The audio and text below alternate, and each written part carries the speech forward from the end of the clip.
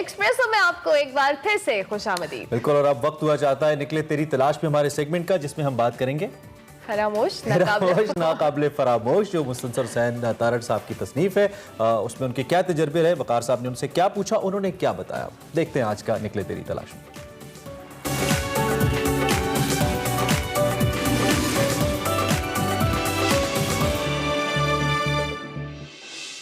دن کو میں برانڈ کروں کہ آج کا دن کیا تھا, تو یہ پانی کا, جھرنوں کا اور آبشاروں کا دن تھا.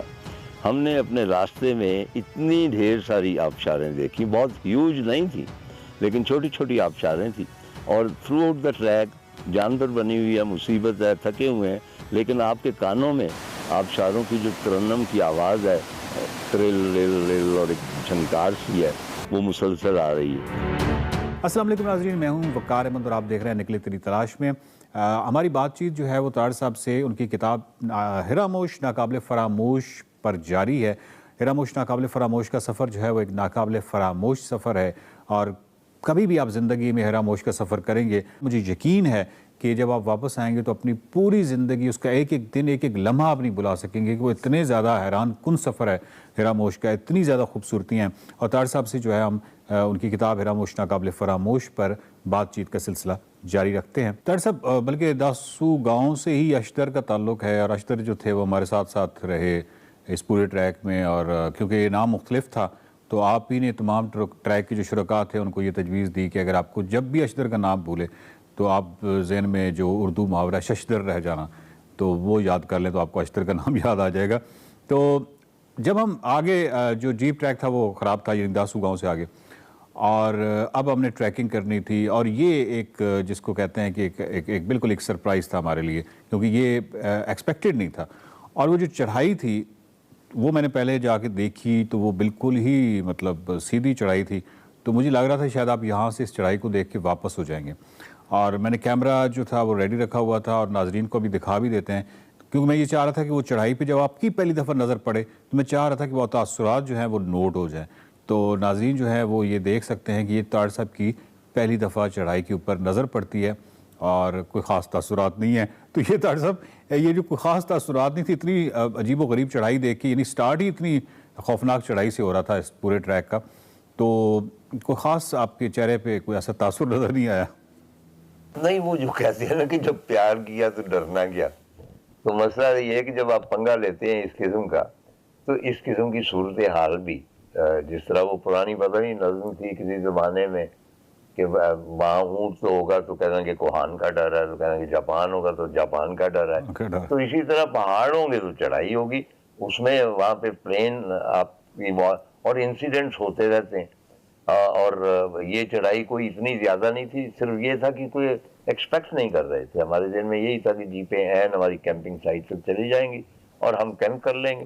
تو ہمیں 1-1.5 گھنٹہ, اور ظاہر ہے کہ وہ مشکل تھا, ہمارے بدن نہیں تھے, ٹیون نہیں تھے, اور ظاہر ہے کہ دن بدن مجھ میں بھی شکت کم ہوتی جا رہی, اور اس میں مجھے اس لیے بھی تھوڑا سا ہوا کہ پتہ نہیں میں چل سکتا ہوں یا نہیں چل سکتا, یا پہنچ سکتا ہوں یا نہیں پہنچ سکتا.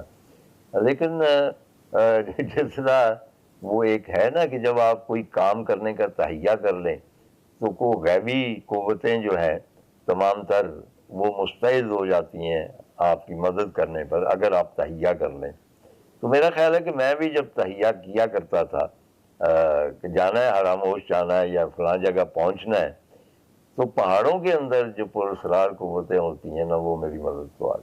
تارڑ صاحب, چڑھائی تو خیر بہت مشکل تھی, اور مجھے یاد ہے کہ بارش آ گئی تھی, طوفان, بہت تیز ہوا تھی سلپی سے پہلے, اور ایسی ہی کسی جگہ پہ میں نے ڈاکٹر احسن سے پوچھا تھا کہ کیسا ہے ٹریک, ٹریک تو بہت مشکل ہے, تو وہ ایک جگہ ہانپتے ہوئے انہوں نے کہا تھا کہ مجھے لگتا ہے کہ مجھے اپنی اماں کی خدمت میں میرے سے کوئی کوتاہی ہو گئی ہے, اور اس کہنے کا ان کا مطلب یہ تھا کہ شاید یہ اسی کوتاہی کی سزا ہے. یہ جو ٹریک ہے, ٹریک تو مشکل تھا.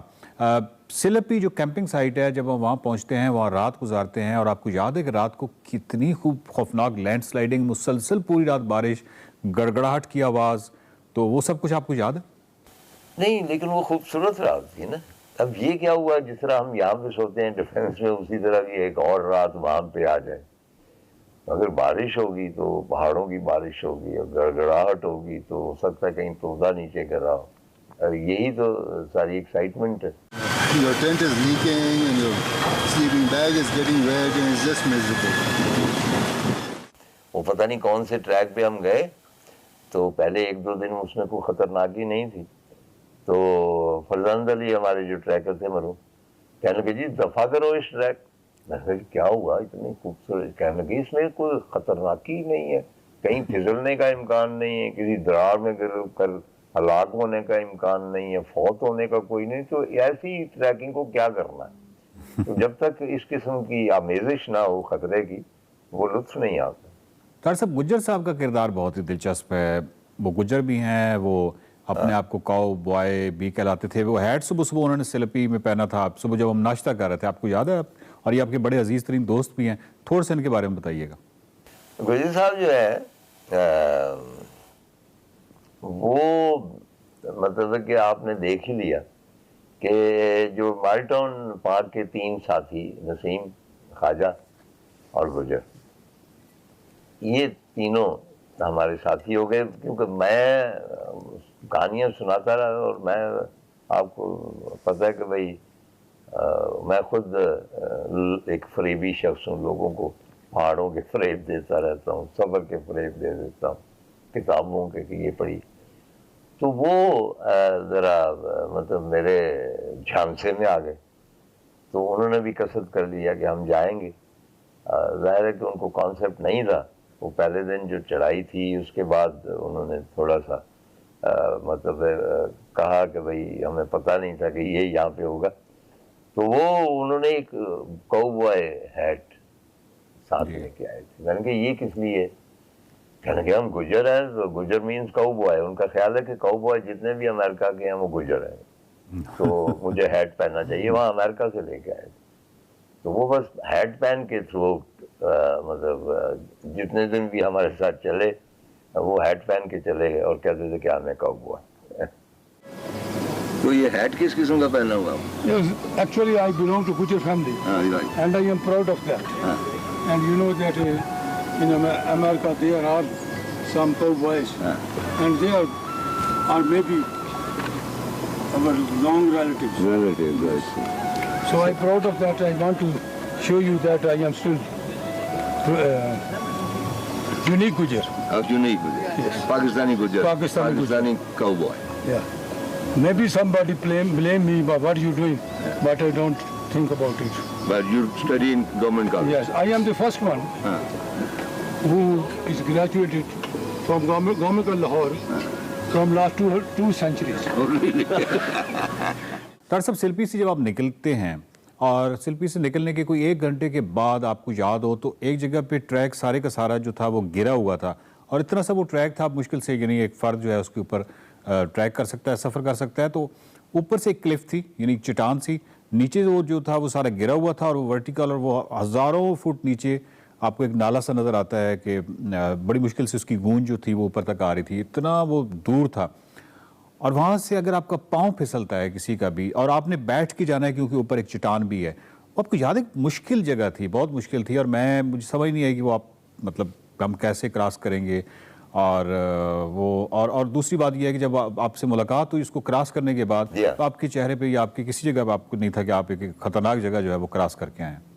وہ کوئی اتنی خطرناک جگہ نہیں تھی, اس سے بہت زیادہ خطرناک مقامات پہ مطلب ڈیورنگ ٹریکنگ ہم گزرے ہوئے.